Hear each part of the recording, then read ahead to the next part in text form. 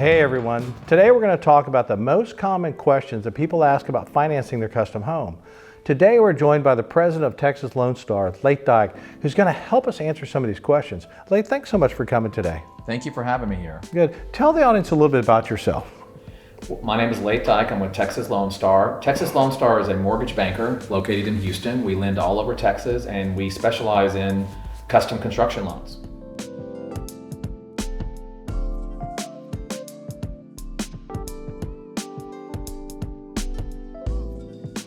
So one of the questions that people ask is, how much of a down payment do they typically need? That's a great question. We do hear that a lot.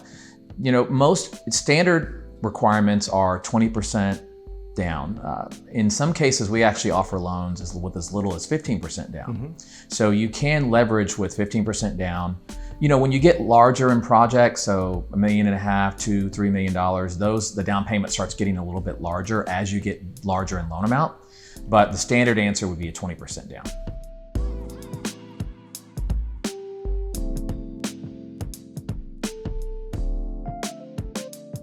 Another question is, some of our clients have lots that they already own. And a common question we get asked are, can they take the equity from that lot and apply it to the down payment? Absolutely. We use the equity that they have in the existing lot and count that towards the total required equity. Now, the way that equity in the lot is calculated can vary. If they've purchased the lot in the last 12 months, we're going to look and see what they paid for the property minus what they owe. That delta is their equity in that property, and that would be used towards the total down payment requirement. In the event that the borrower has owned the lot longer than 12 months, we're going to go off current appraised value of the property or market value and subtract what they currently owe, and that delta would be the equity available to use towards the down payment.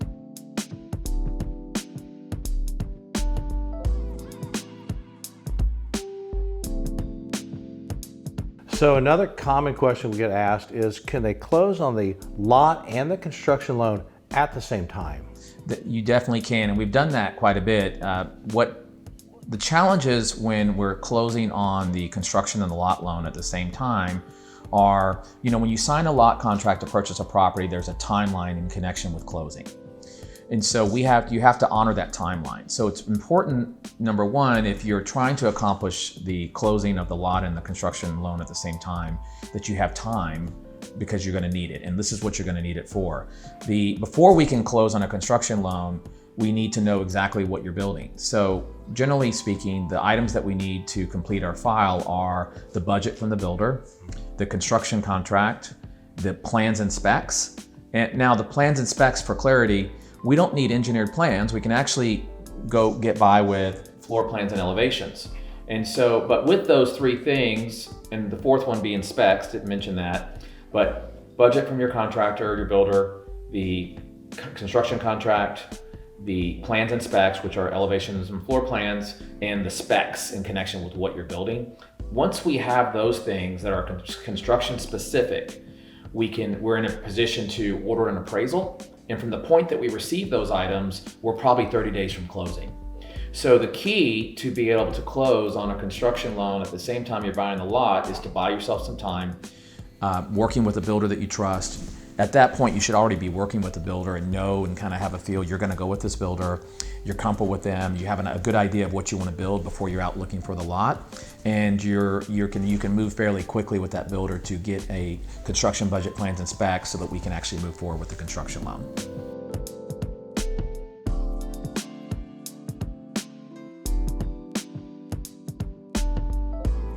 Any idea on the length of time that the people would need to have in order to have those documents prepared? It seems like the plans might take a little bit longer than just a 30 or 60 days. So should the buyers ask for maybe for a 90-day close or a 120-day close to potentially do it? You know, it can be longer. You know, it depends on what they're building. What we've seen happen in the past is if a buyer has a fairly good idea, they walk through a custom home they like, and the builder has built that home before. So it's very possible that builder has some plans that would fit on the lot that they're going to buy. And if that's the case, especially if you're buying in a neighborhood where the lots are fairly standard in size, then you can use that set of plans that the builder has already built in the past as your basis for what you're going to build. Those plans can always be modified after closing. You can change elevations, you can change the floor plan a little bit, as long as the overall square footage and consistency and makeup of the house is going to be the same. But you can make tweaks to those plans. So, if you're working with an established builder and you have a floor plan in mind of what you like and an elevation in mind of what you like, then that timeline, I think I've seen that timeline cut to 60 days, where 30 days of planning with the builder and budget, and then 30 days to close. And that's very helpful. I think a lot of our clients ask about that because what they're concerned about is closing on the lot loan and then doing the plans for 6 months and then closing on a construction loan. When that happens, a lot of times what my buyers, they're telling me is they're concerned about paying double fees. How does that normally show up? Well, that's a good question. And it's not really as bad as they think. And this is the conversation that we have, educating the buyers when they come in so they can understand exactly what's in front of them. Now, there are some additional costs from closing twice. However, the costs are really mitigated. The big ticket item when you close on any real estate property in Texas is title insurance. And that Texas is a title insurance state, and so it's required on every transaction. The good news is when you close on a lot, there's usually a full owner's title policy premium paid. And a lot of times that's paid by the seller. That's more common than not, where the seller pays the title policy. So that on the initial lot loan closing, you really didn't incur that cost because the seller paid it. The second set of good news is on the construction loan. When we go do a construction loan on a property where the buyer has purchased the lot recently, the title company will actually give them full credit for the title insurance premium on the construction loan closing. So now you're getting credit for that owner's policy that potentially the seller paid against the cost of the owner's title policy on the construction loan. Okay. And so you're getting full credit for that big ticket item. Now, in addition to the title insurance, there are some other costs, but that's the big one. And so, are there additional costs? Yes, but they're, reasonable and they're not exorbitant. So most people, once they start understanding the moving parts and how that cost is really not as high as they think, then they feel a lot more comfortable buying a lot. Because, in most cases, a lot of borrowers that when they want to go and design a specific custom home, making personal changes to the plans and specs and making it up to their taste. And also that time affords the builder to actually bid the project instead of providing allowances, which they'll have to do in the event that they're kind of pushing to get a set of plans and specs done.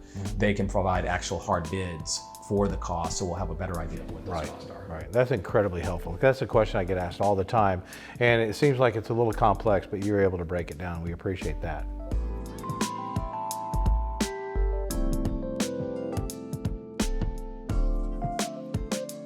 So how do the payments typically work during the construction process? So during a construction loan, the payments are interest only. And the good news is the payment is calculated based on your outstanding balance. So on a construction project, that balance starts really small. The day of closing on the construction loan, the buyer puts their equity in the transaction.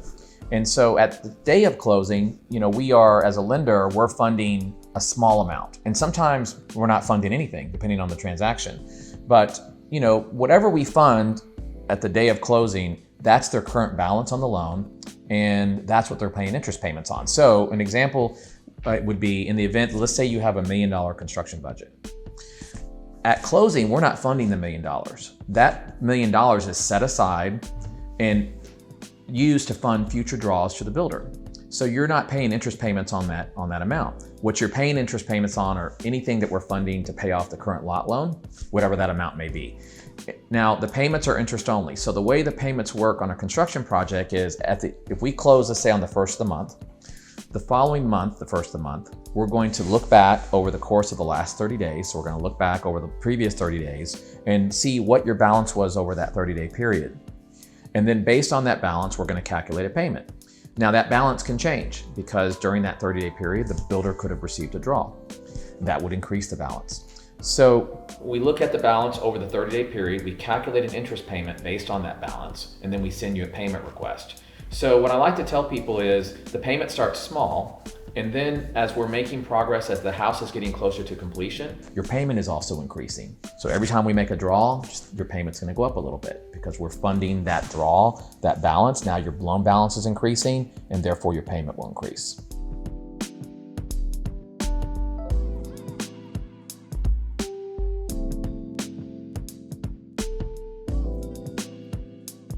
So after our buyers sell their current home, can they apply the proceeds from that home to lower their payments? Absolutely, and that's a great question. I do get that quite a bit.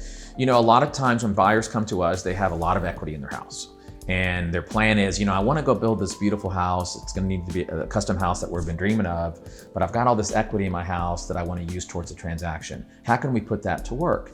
And well, the good news is when the construction loan is done, a lot of times buyers go in, we close a construction loan and they keep their house because they don't want the inconvenience of moving before their new house is complete. And so the timing is when they're probably, you know, 90 days from the new house being complete, they'll start marketing their current house for sale. Once their current house sells, when we're working on amortizing out the loan, and when that amortization happens is when the construction loan's fully funded. Whatever the balance is on that loan, we're going to amortize that over a 30-year period. So now they're going to have principal and interest payments like a normal mortgage. Right. Prior to amortizing the loan, the borrower can make a principal curtailment. And so the idea from a timing perspective is they would sell their house and be able to make that principal curtailment before we amortize the loan. And at that point, the payment is tied to that lower balance, and their payment will be lower because they've used their equity in their home to buy the loan down. So it works really perfectly, and we have clients do it all the time. And when they start thinking through, again, you know, the key to like this process being comfortable and the buyer being confident is educating the buyer, making the process transparent so they feel good about moving forward with the process and they understand all the moving parts and the correct expectations are set. When you do that for a buyer and they understand the financing, the construction, all the moving parts involved with a construction loan, it really makes them confident and happy about moving forward. So does the buyer have to sell their current home before the new construction home is completed? They're not required to. If we approve a borrower to close on a construction loan without selling their house, then it's not required that they sell their house. I mean, they may decide they want to rent their house. Now, ideally, if they want to make a principal payment towards the loan before we amortize the loan out, ideally that's done before we amortize the loan out. Now, that being said, we also offer what's called a recast, where let's say that the timing just didn't work out. They didn't sell their house before we amortized the loan out. Now they've got a little bit larger payment than they were planning for. What a recast is they've sold their house, they're making principal and interest payments on a fully amortized loan. Now they've got this chunk of equity they want to pay down the current mortgage on their custom home. Well, on a recast, what happens is they submit the payment to the servicer of the loan. The servicer basically takes the new balance after the principal curtailment and re-amortizes that out over the remaining term. For example, let's say that they closed on their construction loan, we've amortized that loan out on a 30-year mortgage, and 6 months after that loan has been amortized, they sell their current house. So now they have 29 and a half years left on the current mortgage. Right. They contact the servicer of the loan and say, you know, I've got this money that I want to pay down the loan, and I'd like my payment to drop after I make this payment. And so what they do is they go forward what's called a recast. So on a recast, the servicer takes the balance of the principal curtailment, applies it to the mortgage loan. So now the balance is smaller. They take that new smaller balance and they re-amortize it out over the remaining term. So in my example where they had 29 and a half years left on their mortgage, that new lower balance would be re-amortized over 29 and a half years, and then they'd have their lower payment. So they can reach their goal even if they don't sell before their house is complete. Well, that's fantastic. I never knew that that was an option for our buyers. It's going to make them very happy to know they can do that. Laith, thanks so much for this. The great information. The buyers are really going to appreciate it. And you know, your knowledge and what you bring here is fantastic. And we're going to put some information about you and your firm at the bottom of our YouTube video so people can contact you directly if they're here in Houston. But we just want to thank you very much for doing this, taking the time to meet with us. It's a pleasure to definitely have a chance to work with you and your team. And we really are passionate about what we do. We love to help your buyers with their custom construction loans. I want to thank you all for watching.